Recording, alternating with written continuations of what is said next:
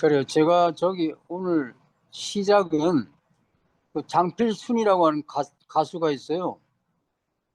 저기 저 언더그라운드 가수라고 하는데 이제 그 양반이 광주에 이제 한번 이제 와가지고 노래를 하더라고요. 근데 그날 뭐 디프리에 이제 저도 참석해 달라 해서 이제 간 건데 그 처음 듣는 노래인데 그 풍선이라고 하는 노래가 있더라고요.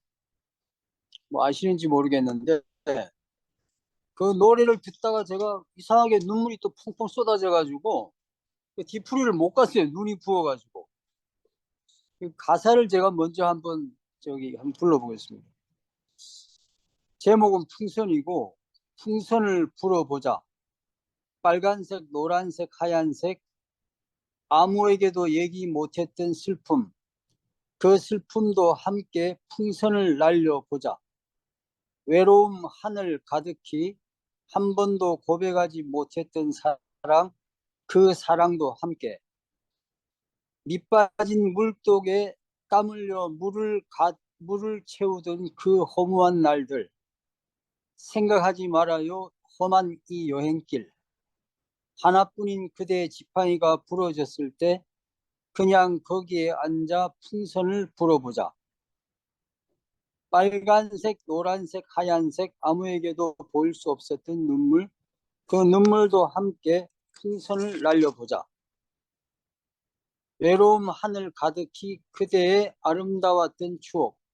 그 추억도 함께. 이 가사가 이런데 저 여기서 왜 이렇게 내가 이렇게 그 눈물이 이렇게 쏟아지고 그렇게 그랬나 생각해 보니까 특별히 그 밑빠진 물독에 땀 흘려 물을 채우던 그 허무한 날들.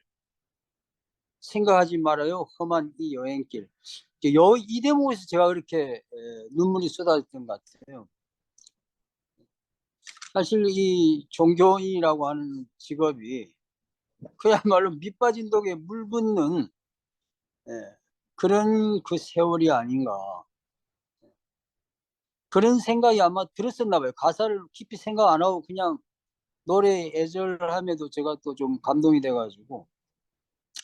하여튼 제가 장필순을 되게 좋아하는데 하여튼 그날 못 만났어요. 눈이 부어가지고. 그래, 이렇게 그냥 가요지만은 뭔가 그 감정이 입이 되는 그런 노래를 저는 찬송가라고 부릅니다. 근데 하여튼 오늘 그 종에 관한 얘기 오늘 나왔지만은 사실 우리는 그냥 명령대로 할 수밖에 없는 그런 종.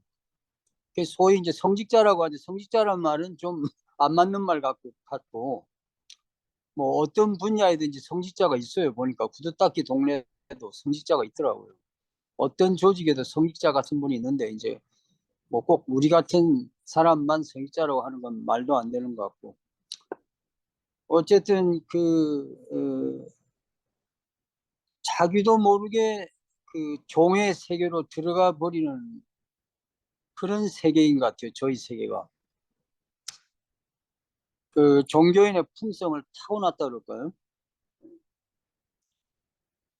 저는 한때 저기 떠돌이 생활할 때 홍성에 풀무학교라는 학교가 있어요. 풀무농업기술고등학교라고 그 북한에 있던 오산고등학교의 후신인데 그 학교는 이제 뭐 무교의 주위의 사람들이 그러니까 우찌무라 간조를 따르는 그런 사람들이 또 뭐 김교신 선생이나 함석헌 선생이나 이런 분들이 이제 그 구성을 인원을 이루고 있었는데 에,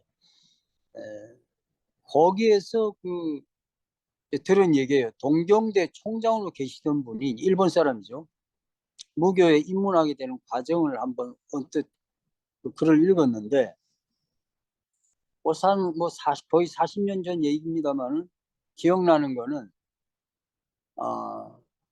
그 소위 정신지체아들이 이렇게 줄을 서가지고 이제 학교로 이제 가고 있는 그런 과정인데 사람들이 이제 그 아이들이 줄을 서서 하나둘 하나둘 하면서 가고 있으니까 아이들이 막 놀렸어요. 어른들도 놀리고 막 야, 저 바보들 간다 하고 누가 얘기를 한 거예요. 그러니까 그 줄을 서서 가던 그 지체아 중에 하나가 고개를 돌려서 물어보는 거예요. 누가 바보냐고 진지하게 물어본 거예요. 자기들 보고 바보라고 하는 줄 몰랐는 거예요, 아마. 누가 바본데 하고 물어봤는데 그때 그 동경대 총장으로 계시던 분이 망치로 맞은 것 같은 충격을 받았다는 거예요. 그때는 전시였다 그래요, 전시. 2차 대전 때. 과연 누가 바본가? 그래서 그분이 그때 회심을 해서 기독교에 입문하게 됐다 그러더라고요. 근데 저는 그렇게 이렇게 큰 어떻게 보면 별것 같지 않은 사건인데도 불구하고 인생이 완전히 바꿔버리는 그런 순간이 이제 있는 거죠. 이렇게 좀 종교인의 품성을 타고난 그런 부류의 사람이 실제로 있어요, 보니까. 예. 근데 그 요즘 이제 그 단식원에 있다 보니까 그 장로님이 김동호 목사님을 되게 좋아해가지고 아침 예배로 주로 그분의 설교를 듣는데 그분이 지금 폐암을 걸려가지고 이렇게 이제 투병 생활을 하고 있는데 뭐 어디 치행마인가요? 거기 그 따뜻한 데 가서 태국인가요, 거기가? 치행마이에 가서 살고 있는데 그런 얘기를 하더라고요. 자기가 이제 교회에서 나와서 처음에 이렇게 개척을 했는데 3천 명의 사람이 한꺼번에 와가지고 그야말로 정말 뭐 교회당이 부족할 정도로 어마어마하게 온 거예요. 그러면서 거기에 대한 자부심이 굉장하더라고요. 근데 하여튼 그 말을 들으면서 제가 떠오른 생각이 그 홍성의 풀무학교에서 제가 그때 이제 먹고 살 길이 없어가지고 그 통밀빵을 구워서 만들어 팔고 살았어요.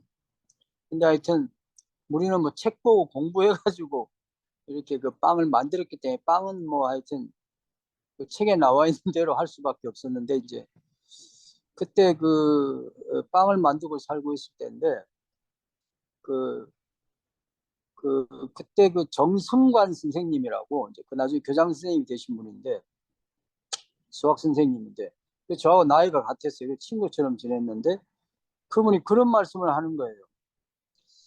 자기가 그 한 학년에 20명이었을 때는 자기가 학생이 뭐 집을 나간다든가 이러면 전국을 다니면서 그 아이를 찾고 부모와 함께 그 학생을 찾으러 다니고 이랬는데 5명이 불어서 25명이 되니까 자기도 모르게 어느 선이 그어지면서 어, 그러니 그렇게 그 한 아이에게 집중을 할 수가 없더라는 거예요. 그러면서 그때 자기가 이래도 내가 선생인가 하는 그 자괴감에 빠졌다면서 펑펑 울더라고요. 5명이 늘었는데 그 전에는 그 아이의 인생에 대해서 전적으로 매달릴 수가 있었는데 5명이 더 늘었기 때문에 자기가 여기 이 이상은 못하겠다 이런 생각이 들더라 그러면서 그 자괴감 때문에 이렇게 펑펑 울고 있더라고요. 그러면서 이래도 내가 선생인가.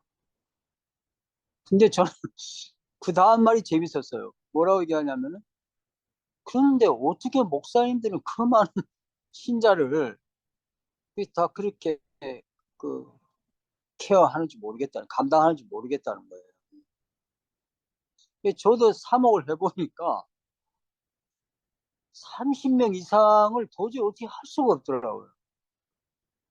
30명이 넘어가니까 정신이 없어가지고 어떻게 사는지도 모르겠고, 뭐 저도 가는 곳마다 뭐 성당도 짓고 뭐 성당을 교회를 사기도 하고 뭐 이랬는데 하여튼 제 그릇은 딱 그 정도더라고요 보니까 3천 명을 모으는 사람하고는 이제 완전히 급이 다른데 근데, 에, 저는 솔직히 말해서 전도는 안 했습니다. 입으로 하는 전도는 안 하겠다고 결심을 했고 그래서 그냥 오는 분 받고 또 간다 해서 또 제가 왜 가냐 묻지도 않았어요. 뭐 갈만하니까 가지 않겠습니까? 뭐 설교가 부족하든지 뭐가 부족하니까 떠나는 건데 그 뭐 하여튼 뭐 매달린다고 신자가 또 있는 것도 아니고 근데 하여튼 그 저희 교회는 이상하게 그 정신병자나 그러니까 알코올 중독자가 많이 왔어요. 지금도 계속 오고 있는데 그 제가 감당할 수 없는 사람도 오지만 하여튼 웬만하면 같이 사는 쪽으로 그렇게 이제 살아왔어요. 근데 이제 우리 아들이 이제 어릴 때는 뭐 이모다 삼촌이다 이렇게 하던 사이에 나중에 알고 보니까 이게 다 이제 정상적인 사람이 아닌 거예요. 그러니까 이제 우리 아들이 하는 말이 좀, 좀 영양가 있는 사람 붙들고 좀 씨름을 해라. 이제 초등학교 5학년쯤 때 그렇게 하더라고요. 영양가 있는 사람 붙들고 좀 씨름을 해라. 도대체 그 사람 백날 그 저기 매달려 봤자 그 사람이 그렇게 크게 박지도 않는데 왜 그런 사람 붙들고 그 애를 태우고 있냐. 그 아들이 나한테 충고를 하더라고요. 나이가 저 머리통 커지면서는 그냥 저 아버지는 구제불능이다. 이래 생각을 하는 거죠. 어쨌든 뭐 전도는 안 하는 것이 이제 제 광주 사회에 오래 있다 한 거의 뭐 20년 가까이 있다 보니까 이제 왜 전도를 안 하냐는 질문도 많이 받고 그랬는데 사실 우리 존재 자체가 이미 그 움직이는 광고판이에요. 사제라고 해가지고 이렇게 칼라도 차고 다니고 이러기 때문에. 그게 이제 아들이 이제 신학원을 가겠다고 신학교는 이제 공부를 못해서 이제 어떻게 간신히 들어가는데 신학대학원을 간다 그래서 제가 그때 물어봤어요. 너 아버지 사는 거 보면서도 신학원을 가냐? 그러니까 아들 얘기가 뭐 아버지도 어머니도 돈 버는 사람이 아무도 없기 때문에 돈 버는 걸 본 적이 없다는 거예요. 그러니까 근데 아버지가 맨날 놀고 있는 것 같은데 또 그런 대로 또 밥을 먹는 걸로 봐서는 뭐 이것도 괜찮은 직업이라고 생각했다. 그래서 이제 신학원을 들어가더라고요. 하여튼 그 아들은 이제 좀 이제 철들고 이러고 나니까 이제 뭐 아버지는 그렇게밖에 안 되는 사람이다 하고 이제 자, 아들하고 저하고는 사목 방향이 틀려요. 근데 하여튼 이제 아들은 이제 그렇게 이제 체념했죠. 근데 저는 아들한테 차마 하지 못한 얘기가 너무 허황되기 때문에 말을 못했는데 저는 제 사목의 목표가 좀 성인이 될 만한 그런 법을 담을 수 있는 그릇을 만나는 게 제 이제 사목 목표예요. 이제 그 문을 쳐놓고 기다리는 거죠. 그 목표가 제가 그렇지만 뭐 그런 얘기를 뭐 대놓고 한 적은 없고 어쨌든 저희 성당에는 신자는 몇 명 안 되는데 아주 10명을 늘 조금 넘는 수준인데 늘 신부가 되겠다고 많이 찾아오더라고요. 뭐 저도 월급 없이 살고 있고 그래서 교회는 간신히 전기세하고 집세 내는 새빵 교회인데 어쨌든 한때는 신학원 학생 8명 중에 5명이 저희 광주교회에서 올라간 학생이었어요. 그래가지고 광주교회가 이거 송공에 이 신학교 장학금 다 가져간다고 그렇게 또 그 신학 원장이 뭐 불만의 참 목소리도 뭐 저 내고 뭐 그랬습니다만 이제 신부가 되고 나서는 다 저를 멀리했어요. 저한테 줄 서면 오히려 이게 뭐 손해만 보니까 하여튼 법기는 못 만났습니다만 하여튼 그 문은 항상 쳐놓고 기다리고 있습니다.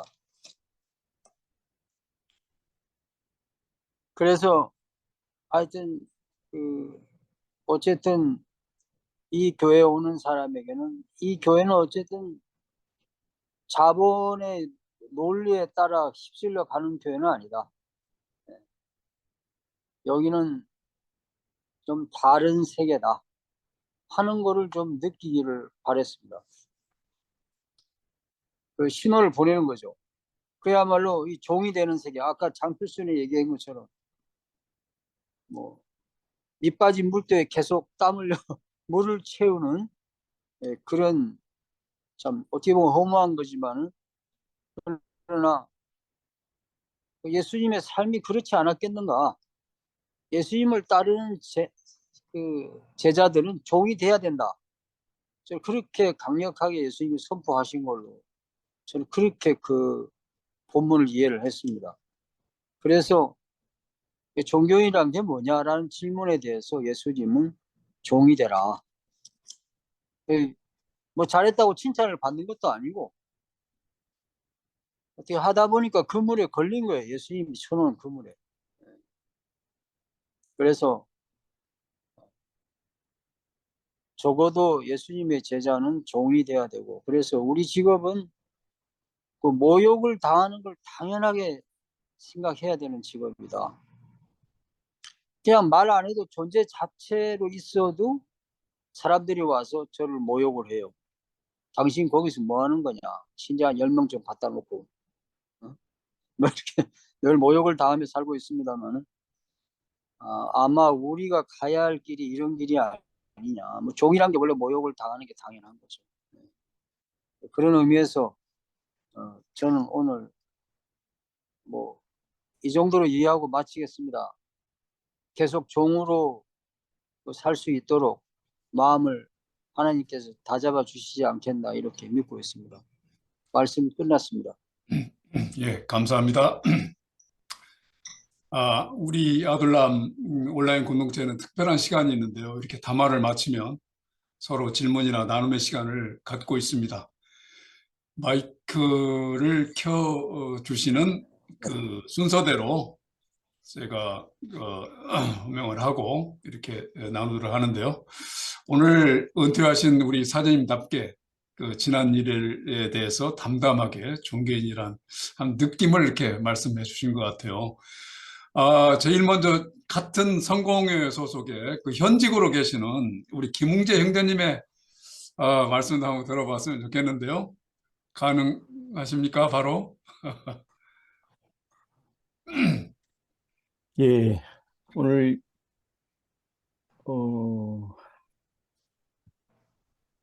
제가 솔직히 소감이나 느낌을 말하라고 하면 아둘람 공동체에 들어와서 오늘처럼 힘든 담화는 처음이었던 것 같습니다. 솔직히 저한테 너무 힘들었습니다. 신부님 죄송합니다. 여러 가지가 선배님이시고 어떻게 하다 보니까 저 군대도 선배님이시더라고요. 해병대 출신이시고 해서 인생의 선배, 그다음에 지금 가고 있는 교회의 선배,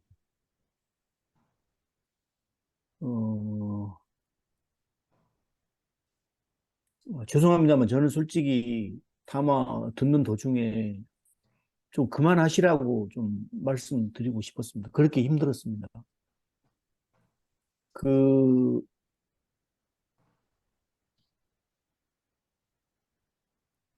아드님 그 김경윤 신부님께서 아버지의 그 험난한 길을 그러나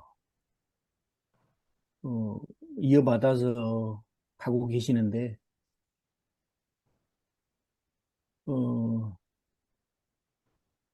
저는 이제 그런 의미에서 본다면 완전히 실패한 사목자고요. 저는 제 아들 둘 다 무신론자가 된 것이 저는 전혀 성직자로서 본이 되지 못한 삶을 살았고 또 그 아이들이 힘든 상황에서도 뭔가 자부심을 느낄 만한 그런 모습들을 보여주지 못했기 때문에 우리 아빠는 거지꼴로 사는구나. 늘 목사는 저렇게 가오만 잡다가 자식, 가족들 고생시키고 저렇게 본인도 남들한테 좋은 소리도 듣지 못하고 저렇게 사는 게 저 길이구나. 그래서 그 아이들이 결국 뭐 하이스쿨을 졸업하고부터 무신론자가 되었다는 것에 저 솔직히 그네들 인생이니까 뭐 그렇게 관여하지 않는다고 지금 얘기는 하지만 솔직히 방금 같은 그런 말씀을 들을 때마다 그것은 저에게 솔직히 많이 이렇게 날카로운 비수로 다가옵니다. 마음이 너무 아픕니다. 어, 우리 존재 자체가 모욕을 당하는 존재라는 것, 또 그 모습으로 살아오셨고, 은퇴하신 후에도 그것을 정말 당당하게 가오로 여기시는 선배 신부님의 모습, 솔직히 부끄럽고 제가 많이 좀 자괴감이 들기도 합니다. 하지만 저 솔직히 묻고 싶습니다. 행복하십니까? 이게 죄송합니다. 질병 같아요, 질병.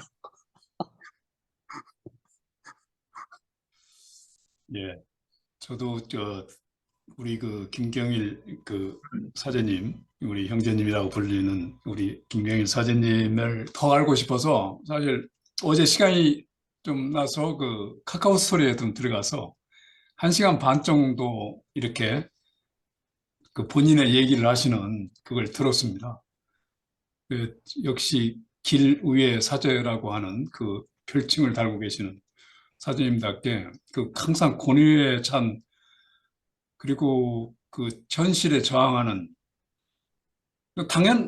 다른 분들은 당연하다고 느끼는 것을 잘못됐다고 이렇게 해서 그 제도를 바꾸려고 하는 그걸 저도 듣고 아주 그 감동을 받고, 저는 그냥 신자 오랜 생활을 이렇게 기독교에 몸담고 있었지만은 그냥 부정만 바라보고 살았던 것 같아요.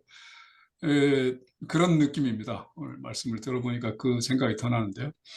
예, 그 뉴질랜드 오클랜드에 계시는 신선아 형제님 말씀해 주시죠. 예, 잘 들리십니까? 예, 예, 예. 오늘 김경일 형제님 아마 잘 들었습니다. 뭐 듣는 입장에 따라서는 참, 뭐 짧게 그만 들었으면 좋겠다 하신 심정도 제가 이해를 충분히 하고요. 저 같은 경우는 더 좀 들었으면 좋겠다 그런 생각을 했습니다. 왜냐하면 저렇게 힘들고 또 용기 있게 사신 것이 큰 격려를 주기 때문입니다. 아, 예수의 제자는 종이다는 내용으로 말씀을 주셨는데, 뭐 종이 뭡니까? 사실 종에게 무슨 자유가 있습니까? 원래 종이라는 것은 주인이 시키면 시키는 대로 해야 되고, 주면 먹고 안 주면 말고, 그 종입니다. 근데 사실 뭐 목회자만 종이 아니죠. 우리가 자신을 진실하게 제자로 생각한다면, 우리가 예수님의 제자라고 생각을 한다면 우리가 다 종입니다, 사실. 근데 요즘 우리 종들이 어떤 때 보면 이게 종인지 상전인지 모르겠다는 거죠. 종이 뭐 이것 내놔라 저것 내놔라 이것저것 달래는 것도 너무 많고, 이것저것 누리겠다는 것도 너무 많고, 그 이제 자꾸 종의 모습을, 자기 위치를 망각하는 거죠. 그런 면에서 오늘 담화는 다시 한번 종의 자세를 생각하게 되는 그런 시간이었습니다. 만약에 내가 종이라는 자각만 있다면은 어떤 환경에서도 사실 그렇게 불평하지 않을 것 같아요. 그리고 어떤 목회는, 이제 목회 얘기가 나왔으니까, 사실 목회자가 종 중에서도 뭐 모범을 보여야 할 종인데, 목회가 고생으로 가는 건 당연한 겁니다. 종이 뭐 사치를 누리고 화려하고 뭐 남보다 반짝거리고 살면 그걸 누가 종으로 보겠습니까? 그게 종의 길이 아니죠. 그 목회를 하면 실패하고 쓰러지고 지치고 아프고 고통받고 외롭고 쓸쓸하고 허전하고, 이게 종의 길입니다. 누가 종의 옆에 와서 같이 그 옆에 서서 종을 섬겨주겠습니까? 그런 면에서 어떤 분이 목회를 하실 때 그 길이 힘들고 어려울 때 저는 그게 바른 길을 가고 있다고 생각을 합니다. 그것은 실패한 목회가 아닙니다. 참 우리가 잘못된 게 뭐냐면은 교인들 여기 뉴질랜드에도 어느 교회 가보니까 교인이 2명이더라고요. 그럼 그분이 실패한 목회냐? 그 함부로 그렇게 얘기하면 안 되죠. 그래서 저는 그런 분들에게 당당하게 오히려 지금 바른 길을 가고 계십니다. 힘내십시오. 기쁘게 가십시오.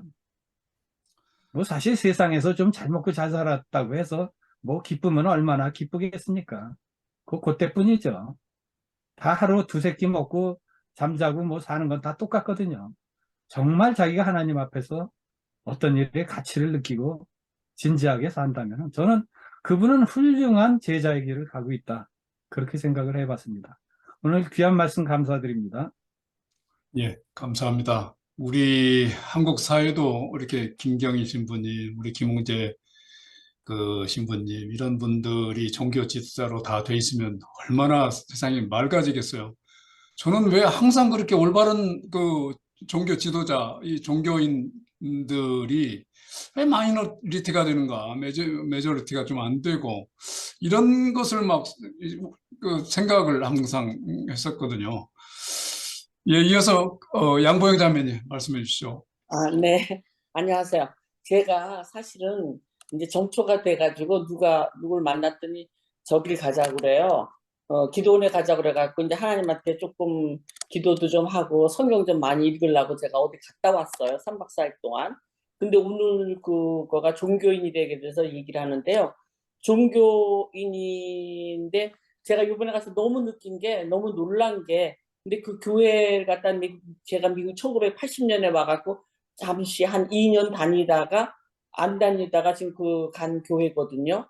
그래서 교회에서 했는데 그 어쩌면 그렇게 김경희 신부님이나 지금 김웅재 신부님이나 이런 분들이 너무 고생을 하시는데 이것도 또 그 종교인들도 또 빈익빈하고 부익부예요. 보니까 내가 갔던 교회는 얼마나 돈이 많은지 근데 내가 또 너무 놀란 거는 돈이 너무 많은데 어쩌면 그렇게 또 목사님의 설교가 너무 죄송한 말씀이면 나보다도 더 성경책을 안 읽으시는 것 같아요. 성경을 몰라요. 성령도 없는 데다가 성경도 모르고 내가 너무 깜짝 놀라갖고 아니 용서 하나 갖고 이상하게 뭐 문화적인 것도 아니고 하나 갖고 설교를 1시간 동안 하시는데 내가 갔다 와갖고 아우 여기 왜 왔나 그러고 막 방에도 못 있게 하고 막 너무 강제적으로 막 밤 12시 반까지 아침 6시 반에 일어나갖고 한 3박 4일 동안 아주 고되게 훈련 받다가 왔는데요. 근데 왜 그렇게 목사님들이 실력도 없고 성경책을 안 읽으시는 분이 왜 그렇게 돈이 많이 모일까? 그게 지금 의문점이에요. 그리고 거기에 2,000명이래요. 내가 지금 교인수를 물어보니까. 근데 2,000명이나 되는데 어떻게 그렇게 목사님이 그 영적 지도자라고 나와서 막 얘기를 하시는데 그 1980년도에 내가 들었던 똑같은 설교를 그대로 하시는 거예요. 그래서 내가 너무 깜짝 놀라서 갔다 와가지고 거기 같이 가자는 사람한테 제가 물어봤어요. 목사님이 성경책을 읽으시느냐 그랬더니 그 똑같은 설교를 지금 여기 기도원에 와가지고 10번째 똑같은 걸 들어요. 그래. 난 너무 깜짝 놀랐어요. 그래갖고서는 그런 데다가 또 그 무슨 자랑을 하냐면 이스라엘을 30번을 갔다 오셨대요. 지금 목회하신 지 40년 동안에 30번을 갔다 오셨다 그러고 1년에 보통 담임 목사님은 한 지가 지금 10몇 년 되신 것 같은데요. 그 담임 목사도 한국에서 야간대학교를 나오셔갖고 고등학교 나오시고 야간대학교 나와가지고 근데 또 야간대학교 나온 것까지 좋은데 공부를 하셔야지 성경 공부를. 근데 너무너무 모르시는 거예요 성경을. 그런데 어떻게 그런 분이 2,000명을 갖다 하면서 그 교회가 굉장히 부흥하거든요.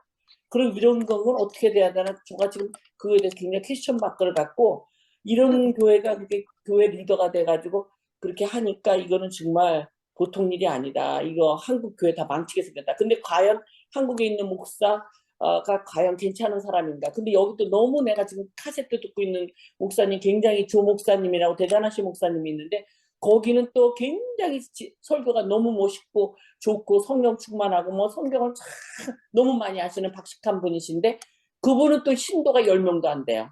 이거 어떻게 되는 건지 정말 그렇게 사람들이 윤석열이가 뽑은 것처럼 이 기독교 신자들도 대한민국 국민이 윤석열이를 뽑은 것처럼 이 기독교인들 자체도 옳고 그른 걸 모르고 뭐가 성경 말씀인지 성경 말씀이 아닌지도 모르고 아무것도 모르는 사람이 막 뭐 장로다 뭐 권사다 뭐 집사다 뭐 그래갖고 막 돈으로 이걸 다 가져가지고 그렇게 매일 새벽 기도 갖고 뭐 방언해야 된다 그러고 방언도 거짓말로 막 하고 이런 걸 보고 야 이게 진짜 기독교인가? 이걸 어떻게 하면 좋은가? 그래서 우리나라가 이거 진짜 헛방을 하고 있는 거구나. 이거 기독교가 헛방이구나. 이런 생각이 들었습니다. 네, 여기서 여러분들의 의견을 물어보겠습니다. 감사합니다. 양보영 자매님 항상 돌직구. 예. 고맙습니다. 이어서 정영민 현대님 말씀해 주시죠.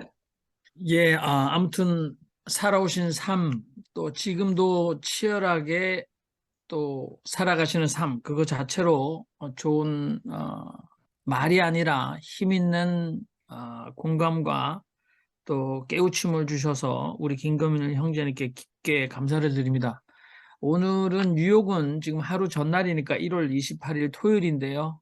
지금 저녁 7시부터 뉴욕에 있는 대형 교회에는 뉴욕 광화문 국민대회 성령의 나타남 특별 성회가 진행되고 있고요. 내일 낮에도 하겠죠. 그리고 온 사람들은 정광훈, 장경동입니다.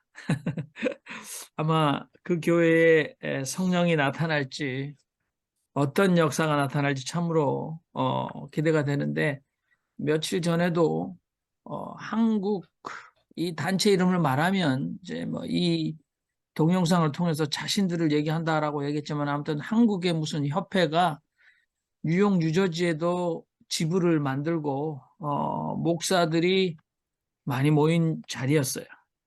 근데 거기에 뭐 메시지도 있었고 덕담 및 담화가 덕담 및 뭐 예, 담화가 아니죠. 덕담 및 무슨 예, 뭐 덕담 및 축사 뭐 이런 게 있었어요. 근데 여러 목사들이 순번을 바꿔서 섰습니다. 그리고 또 기도 제목으로 기도하자고 하면서 주여 삼창하면서 그 순서지에 나온 대로도 하지 않고 예, 목사가 살아야 교회가 산다. 교회가 살아야 세계가 산다. 그래서 성령의 불로 세계를 불사르겠다는 그런 투지로 기도를 하는데 저는 거기에 있으면서 왜 그렇게 이 아무 말 대잔치를 하는 목사들이 한심한지 상대적으로 너무 자괴감이 너무 컸어요. 목사라는 타이틀 달고 나도 거기에 가 있어야 하는 게.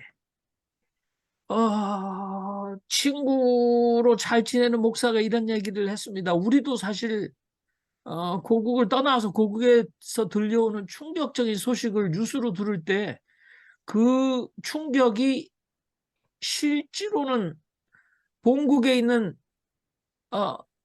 국민들보다도 더 크게 다가올 때가 많거든요. 아니 길바닥에서 156명이 깔려 죽었다는 거죠.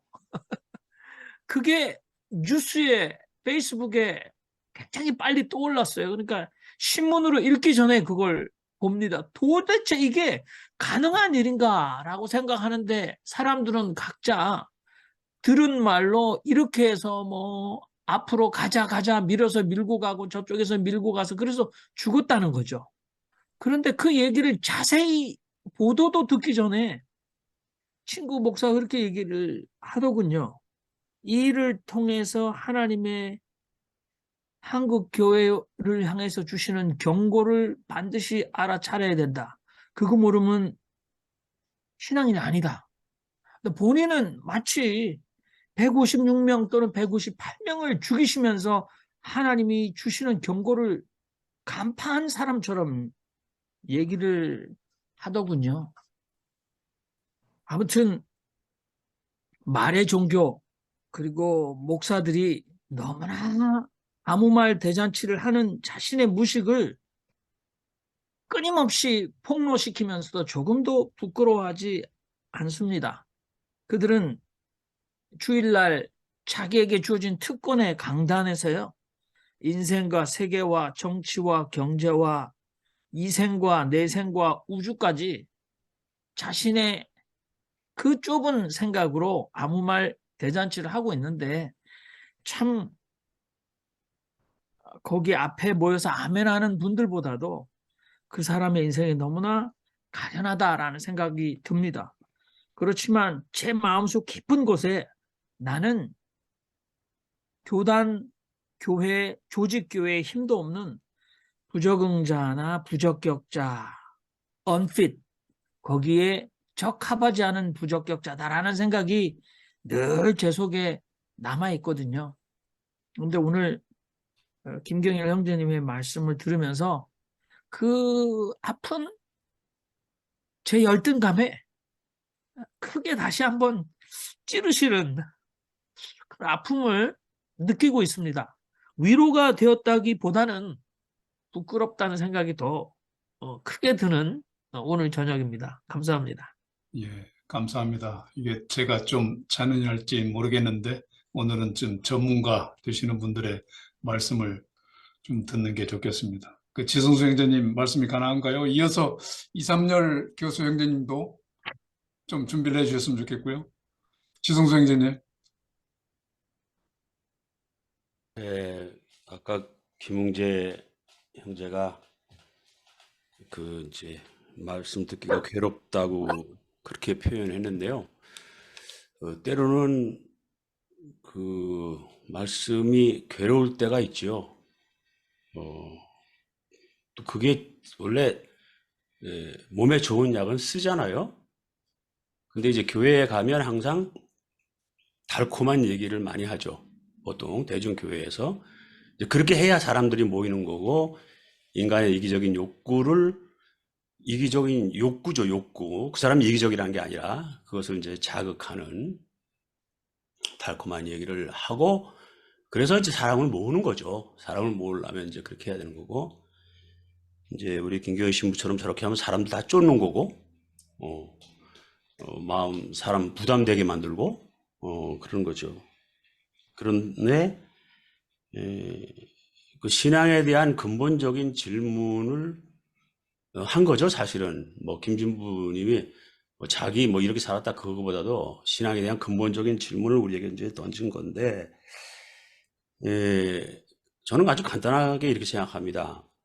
이제 신학교에 들어와 보고, 그 다음에 목회자들 상대해 보고 하면서 느낀 게 뭐냐면, 예수를 통해서 뭔가를 얻겠다는 사람들이에요, 대부분. 얻겠다.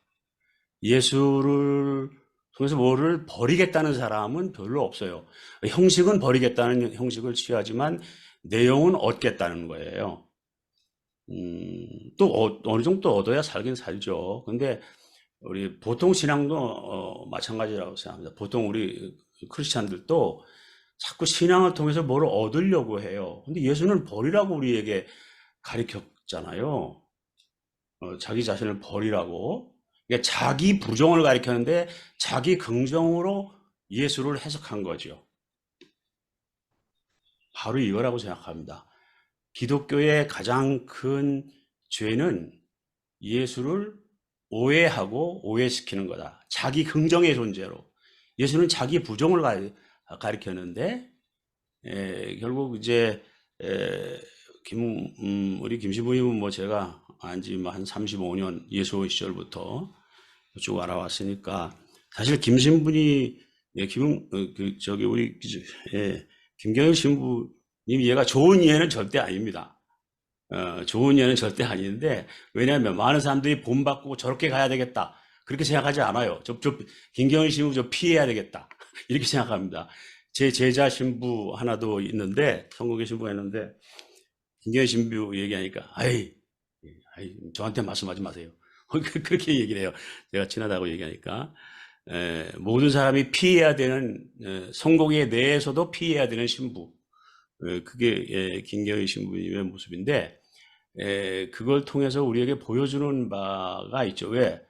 끊임없이 고통스럽게 자기를 버리는 모습을 보여줬거든요. 왜? 그게 뭐 기질이든 어쨌든 간에 근데 어떤 면에서 반면 교사일 수도 있고요. 저렇게 살면 안 되겠다는 사람 생각하는 사람도 있을 것이고, 저렇게 사는 것에 대한 의미를 느끼는 사람도 있을 것이고, 뭐 그건 각자 이제 그릇대로 이제 다르겠습니다. 그래서 우리가 기본적인 거는 신앙은 자기를 버리는 훈련이다. 예, 그거를 오늘 샘플링 해 주신 거라고 저는 생각합니다. 감사합니다. 예, 감사합니다. 안미자 자매님 말씀 먼저 듣고 이삼열 형제님 말씀 이어서 해주시고 마치도록 하겠습니다. 예, 저는 이제 그거를 김경일 신부님의 말씀을 들었는데요. 저는 목회를 잘 모르거든요. 근데, 이 말씀을 듣다 보니까 언뜻 생각나는 게 뭐냐면, 물론 뭐, 다들 성공하고 잘 되면 좋겠지만, 그건 생각하고 좀 다르더라고요. 왜냐하면 저도 이제 이렇게 영업을 하고 있는데, 제 주위에 정말 영업을 잘하는 남자분이 몇 분 있어요. 근데 이분들은 특징이 뭐냐면, 사람의 마음을 알고요. 말이 참 부드러워요. 타고나기를 부드럽고, 또 사람을 홀리는 재주가 있어요. 그래서 똑같이 만약에 앉아서 뭐 컨택을 한다, 똑같은 걸 가지고 컨택을 한다, 그러면 이 사람을 홀리는 재주가 있는 이 사람은 만약에 뭐 10분에 10개를 한다 그러면 다른 사람 하나를 할 수도 있고 못하고 이 정도 차이가 나거든요. 근데 그 사람이 홀리는 재주가 있는 이 사람들이 특징이 뭐 제대로 잘 싸냐 그러진 않아요. 그거하고 상관없이 사람들이 그냥 넘어가요, 그냥. 이 사람의 인성이 뭐 어떻게 됐고 이런 게 중요한 게 아니라 약속도 안 지켜요. 정말 어떻게 보면 저희는 사기꾼이라고 하거든요. 이 사람들을, 몇 사람들을 약속 안 지키는데도 그 순간에 사람들이 넘어가는 것 같아요, 보니까. 그래서 마찬가지로 그 교회가 큰 교회들, 뭐 이렇게 성도가 많은 교회들도 보면은 제가 지금까지 저는 이렇게 여러 교회를 옮겨 다니면서 들어보면은 정말 좀 제가 듣고 싶은 이야기를 많이 해요. 뭐 저도 사람인지라 뭐 성공도 하고 싶고 잘 되고 싶고 그러면 정말 제가 좋아하는 이야기를 해요. 근데 그렇지 않은 교회를 가보면 좀 달라요. 조금 너무 올바르고 좀 정직한 것 같아요. 이렇게 제대로 살아야 되고 김경물 신부모님 같이 김웅재 뭐 형제님 같이 정말 이렇게 종의 자세로 하다 보니까 성도가 없는 거예요. 제가 보면서 느낀 게. 그래서 이게 그 사람의 인성이나 그 사람이 잘못 산 게 아니라 제가 보기는요. 이건 조금 약간 제가 말하는 사기라고는 아니지만 그런 게 있어야 사람을 홀리는 재주가 있어야 된다. 이게 필요한 것 같습니다. 예, 감사합니다. 세속교회에 대해서 이렇게 대비해서 말씀해 주신 것 같은데 지금 다 세속화 됐죠? 예, 이삼영 교수님 준비되셨으면 좀 하시고요. 예. 네, 지금 제가 우리 교회 지금 출석하느라고 자동차 속에 운전하면서 듣고 있어요. 그래서 제가 뭐 길게 말씀 못 드리겠고 하여튼 저도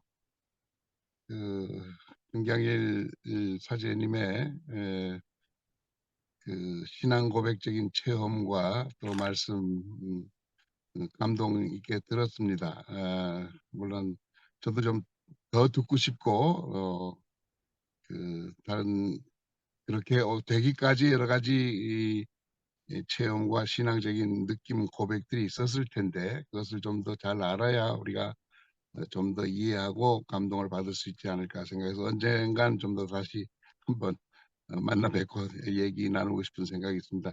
제 자신 예수교 장로의 목사의 아들로 태어나서 목사의 가정에서 자라서 전 어려서부터 뭐 이름도 사무엘로 지어서 이제 목사가 될 걸로 운명처럼 생각하고 자랐는데 제가 이제 뭐 고등학교, 대학 다니면서 여러 가지 경험해서 제가 목사가 되는 것보다는 좀 더 사회 선교적인 일을 해야 되겠다 해서 이제 다른 길을 갔습니다만은 시골 교회에서 목회하는 목사님의 그 어려움을 저는 많이 겪었어요. 경제적인 것은 특히 6.25 이후에 뭐 농촌 저희 아버님이 경상북도 풍기라는 곳에서 이제 목회를 하셨는데 목사의 월급이라는 게 그저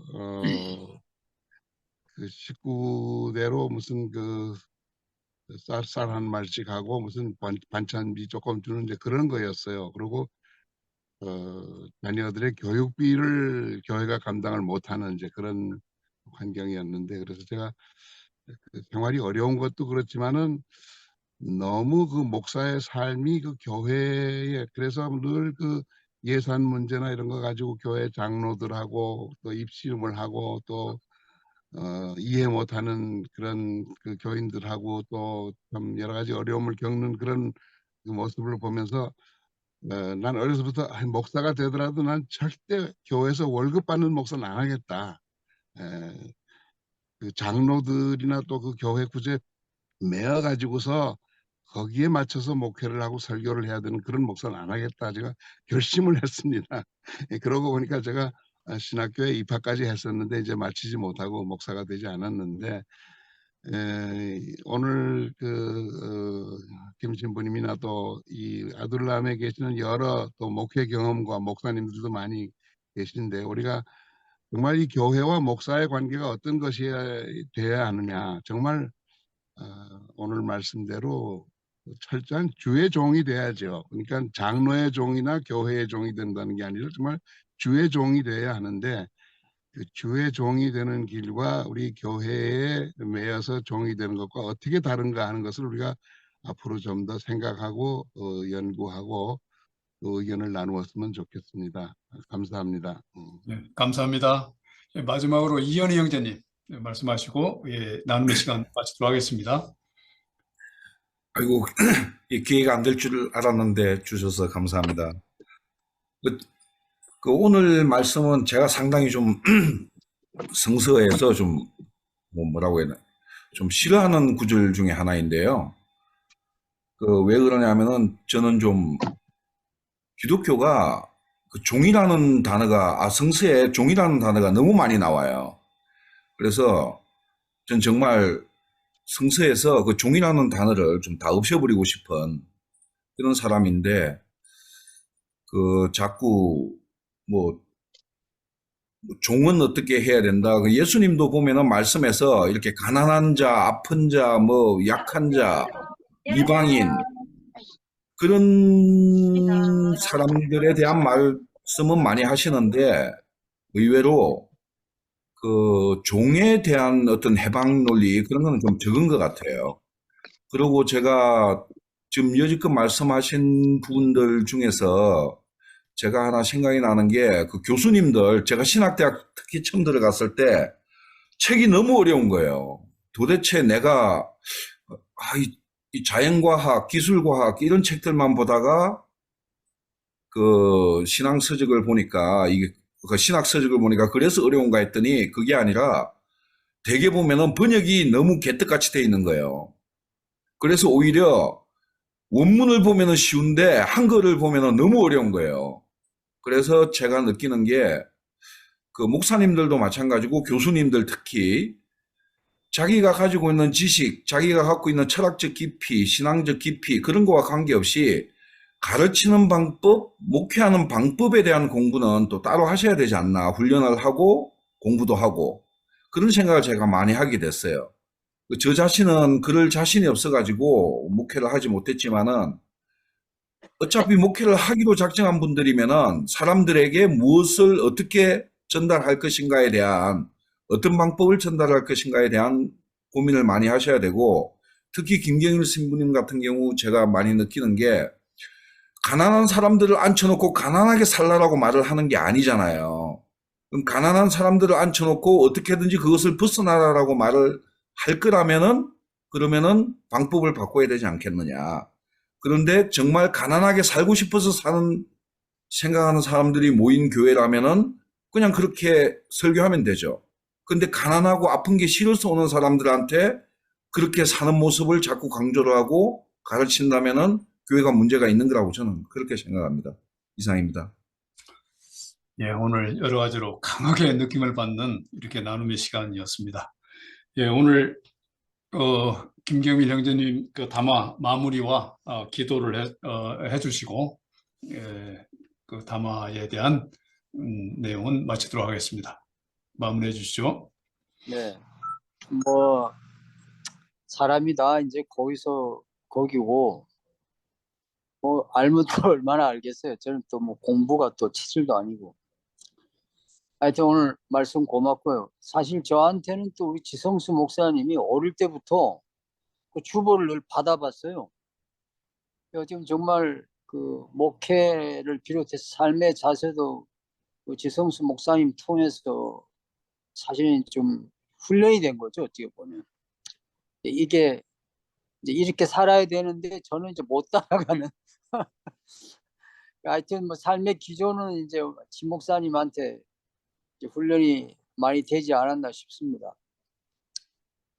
네, 하여튼 뭐 부족한 종이란 말이 늘 나옵니다만 하여튼 사람이 다 부족하지 않습니까? 뭐 말한 것만큼 쉬운 게 어디 있겠어요.